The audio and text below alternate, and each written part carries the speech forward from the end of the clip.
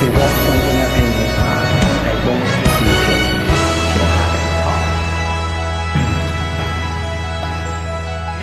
chuyển dịp thì thấy phun trôi tên con trôi nhà sinh chung án mặn con dịp thân sĩ kén pen yuka mò kiên con điều khai cố yêu người nhóm cho con ăn nhang suy với biến có phút gian si kiên yêu có to hò dịp trần phá khói sáng nhịp theo xin chung hành dù thôi xin theo nhà cây mua suy yêu chút thì một phi theo muốn gì hắn yêu cho giết họ kín hạ cũng khỏi một chúng họ thôi vì ngày dòng an tô xa dòng gông cầm còng ngày chuốt có thì phong thì cần nhông có ngày ra ngồi gió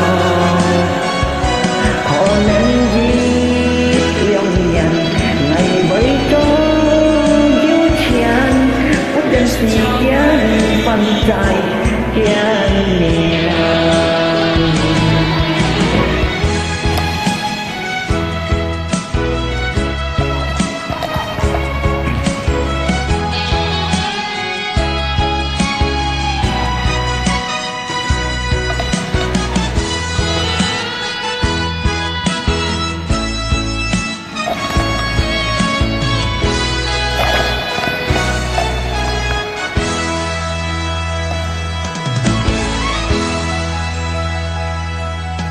chỉ thấy phun trôi tên con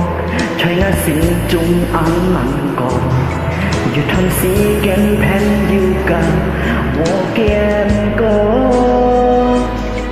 vì khơi cũ yêu ngay nóng cho khó nên nhận suy với biến con bút gian si kiên yêu có to ho vì trần phá khoai sáng nghiêng theo xin dấu thành dù thôi xin theo là cây múa suy lưu chút gì một phi theo muốn gì khánh yêu cho giết họ khiến họ cùng khỏi một chúng